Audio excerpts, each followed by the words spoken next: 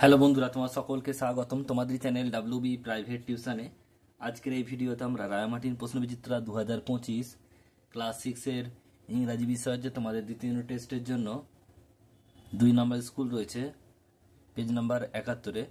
তো এই প্রশ্নপত্রের সম্পূর্ণ উত্তর নিয়ে আজকের এই ভিডিওতে আমরা আলোচনা করব। তো চলো ভিডিও শুরু করা যাক। তোমাদের যে রিডিং স্কিলস নেওয়া হয়েছে, এটা নেওয়া হচ্ছে ল্যান্ড অফ দ্য ফেরাউজ। কি বলছে দেখো, the civilization we call ancient Egypt flourished about 5000 years ago. বলছে যেটা আমরা বলি যে ইজিপ্ট সভ্যতা, সেটা 5000 বছর আগে এটা তৈরি হয়েছিল। When the rule of the pharaohs began, তখনই শুরু হয়েছিল ফেরাওদের রাজত্ব। They made Egypt rich and powerful nation, তারা তৈরি করেছিল ইজিপ্টকে ধনী এবং শক্তিশালী দেশ হিসাবে। Admired throughout the ancient world, পুরো বলছে প্রাচীন পৃথিবীর কাছে। They also order to building the great temples and বলছে এলাবোরেট টমস ফর দেমসেলভ, তারা তারা অর্ডার দিয়েছিল, তাদের অর্ডারেতেই বলছে বিল্ডিং এবং বড় মন্দির এবং বলছে যে যে স্মৃতিসৌধ, সেগুলোকে তৈরি করা হয়েছে তাদের নিজেদের জন্য। The Egyptian believe that the pharaohs were god kings, ইজিপ্টদের কাছে বিশ্বাস ছিল যে ফেরাওরা হচ্ছে বলছে ভগবানদের রাজা। Ancient Egypt use picture writing called বলছে hieroglyphics for inscription in the tombs and temples. বলছে ইজিপ্টিয়ানরা ব্যবহার করতো যে লিপিচিত্র, সেটা নাম কি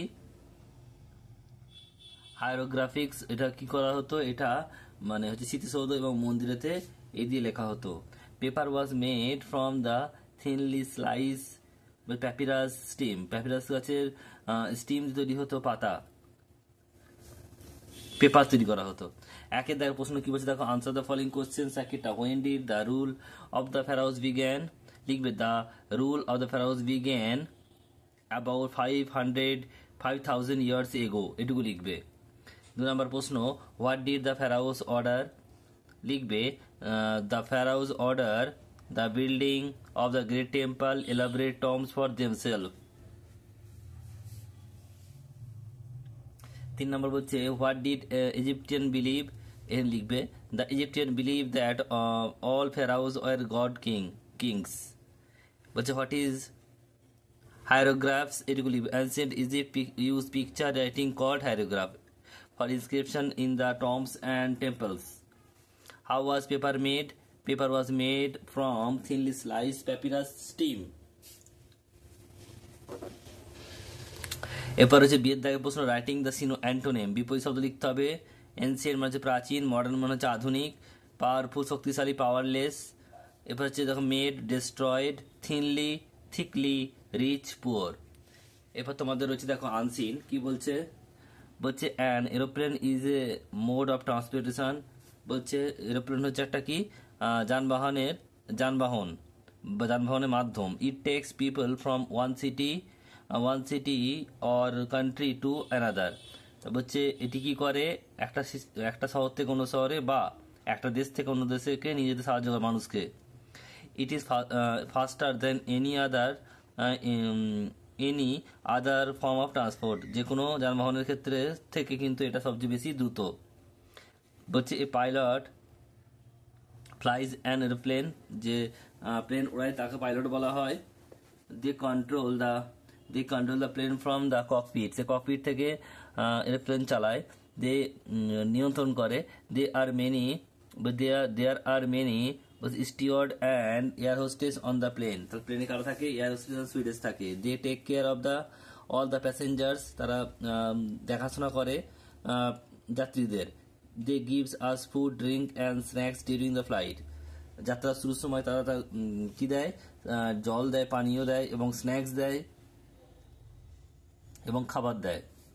before take off they gives us instruction, ওড়ার আগে তারা আমাদের নির্দেশ দেয়। This makes sure that we are all safe, এটাই নিশ্চিত করে যে সবাই আমরা সুরক্ষিত। Taking a flight is great experience, বলছে ফ্লাইটে বা বিমানে ওঠা একটি খুবই ভালো অভিজ্ঞতা। প্রশ্ন উত্তর দেখে নাও।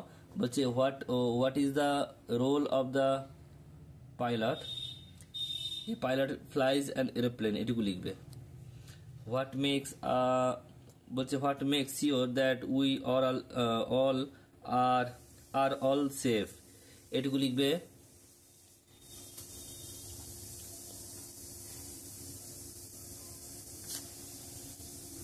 Before takeoff, they gives us instruction. This makes sure that we all are safe. এখান থেকে এতটা লিখবে। আর প্রথমেরটা বললাম যেটা, এখান থেকে এতটা লিখবে ককপিট। নেক্সট হচ্ছে দেখো পরেরটা, বলছে what is the benefit of aeroplane, লিখবে the benefit of an aeroplane is faster than any other form of transport. এরপর হচ্ছে গ্রামার ভোকাবুলারিতে আসি।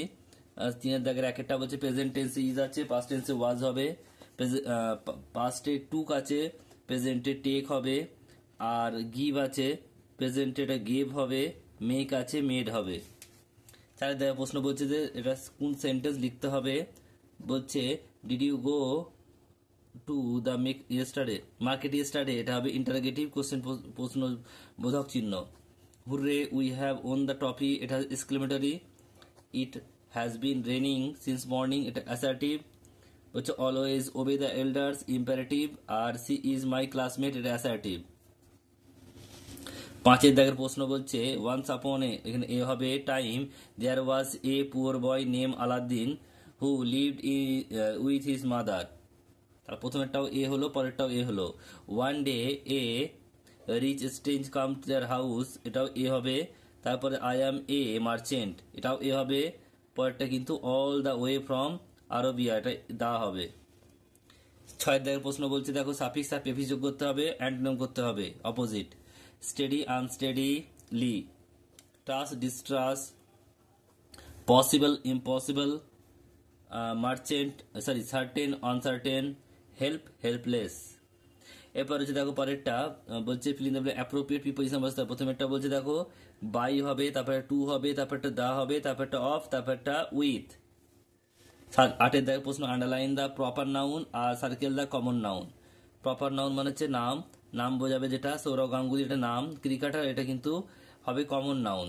এখানে দেখো বৃষ্টি এটা হচ্ছে একজনের নাম, এটা হচ্ছে কি প্রপার নাউন, আর বাকি হচ্ছে পেন, এটা হচ্ছে কমন নাউন।